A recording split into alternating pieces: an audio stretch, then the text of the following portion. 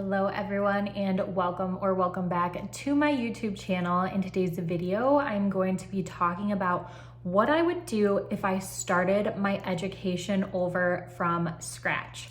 Now, hindsight is obviously 2020, and I could not have foreseen the path that I would have ended up taking, but so many of you who find my channel are still thinking about grad school. You haven't gotten your bachelor's degree yet. You haven't taken those next steps. So I just want to share my own perspective. Now that I am an established therapist, I would absolutely change a couple of things. And so I'm going to tell you what my experience has been and what path I did end up taking, and then how I would change it and what my reasoning is behind these changes.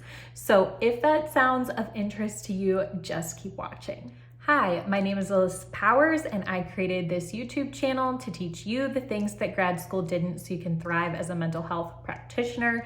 If you like mental health themed videos, I would love it if you would hit subscribe.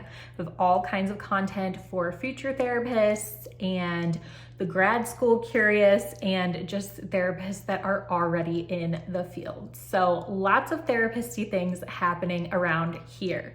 But let's get right into this video. Now, I want to share a little bit of my educational background because in prepping for this video, I was realizing, wow, I have had quite an eclectic experience. So from kindergarten to third grade, I was homeschooled. And then from fourth grade to eighth grade, I went to a performing arts school. And then in high school, I went to a Catholic high school. And then when I got my undergraduate degree in education, I went to a Catholic university. And then finally, when I got my master's in clinical mental health counseling, I went to a public university. So it has not been a straightforward journey at all, but I'm obviously not going to start with kindergarten and go from there because, that is not going to be relevant to you. I assume you are not a kindergartner watching my videos, but I do want to start from my bachelor's degree. So if I could do it again, would I get a bachelor's degree from a Catholic university in education? No, I would not. And even though it did work out for me, I was able to work a part-time teaching job while I was in grad school that was decently high paying, which was wonderful for me. I still think if I could do it again, I would get a bachelor's degree in business.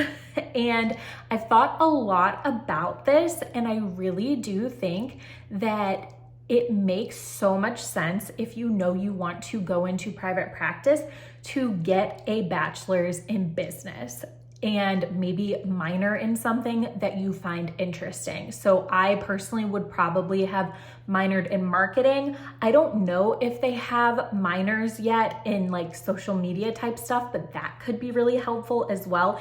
Even finance could be a wonderful minor because running a private practice is basically being a therapist and a business owner. And I personally am really interested in the business side of things. I love reading business and finance books. I love personal finance. I love investing. I'm that kind of nerd. So I know this may not appeal to everyone, but if you know you want to go into private practice, you have not gotten your bachelor's degree yet, I think going into some sort of business undergrad is a wonderful idea.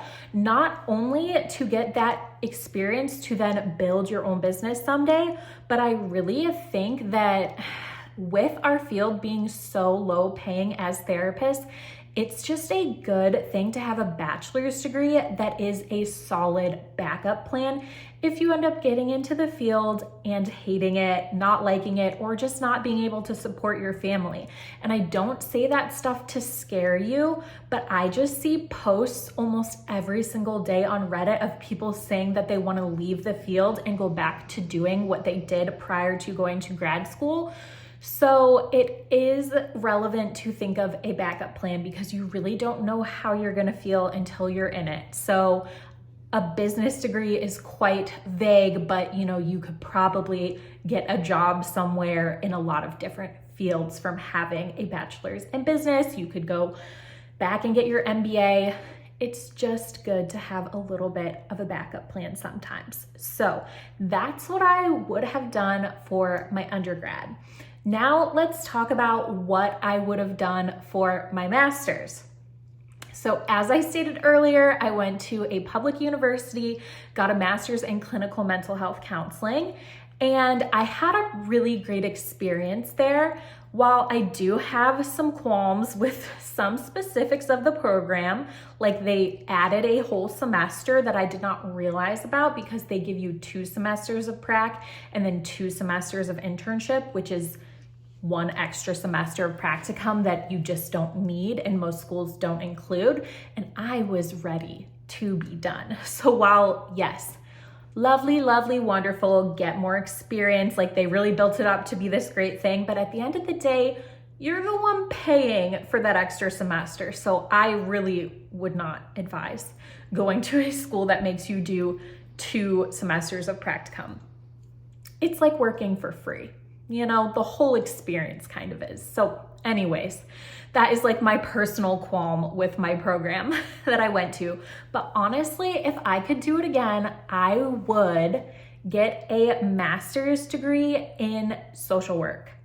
And I have also thought a lot about this, and I've made videos comparing being an LPC and a social worker and all the different ways that you can end up basically being a therapist. I've compared them and made videos on them. So this might not come as a surprise to you if you've watched those videos because I'm very social work positive over here. I really have seen my friends that are social workers have so many more opportunities than I did as an LPC. So a couple things that I specifically love about social work. Number 1, it is a more established field and it is more organized.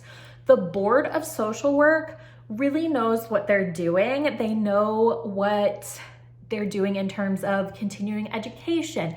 They know what they're doing in terms of licensure. It's not so convoluted. They really are more united across the US instead of being so state specific, even though there are specific state requirements for licensure and all of that. But if you are a LPC or maybe even an MFT, you know that, oh my goodness, it is so incredibly confusing. For instance, here's just an example. I know someone who moved, I forget what state, it was like Idaho. She moved from Idaho to Ohio. She was an MFT and she basically had to retake like 3 or 4 classes in grad school to get licensed in the state of Ohio.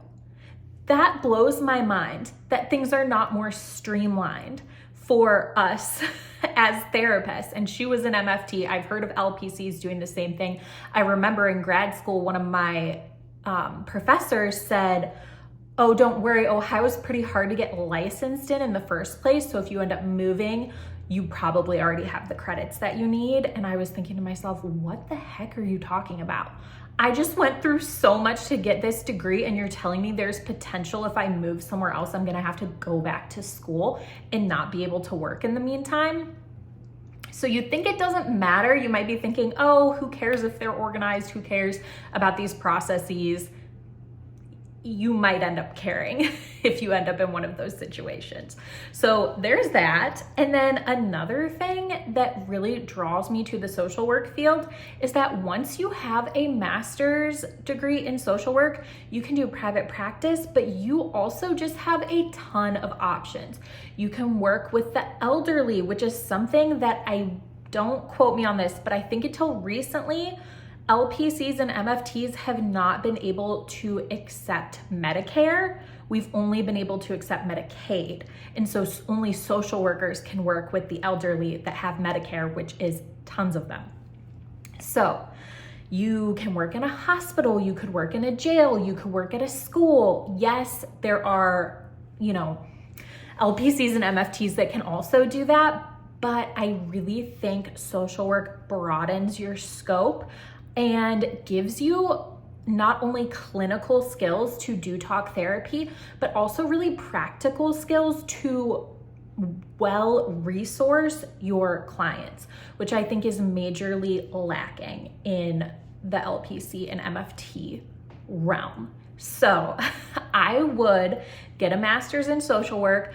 I know that when I was making this video, I was like, should I say that I would get a bachelor's in social work too? Because if you have a bachelor's in social work, you can do like a 1-year master's degree that would go really fast. But for me personally, I'm a private practice girl through and through. There's no other trajectory that I would want to take in this field. So for me, that undergrad in business, I think would have been super valuable. But for you, it might not matter. You might not want to even have a private practice. So I personally think the social work route is very, very worthwhile.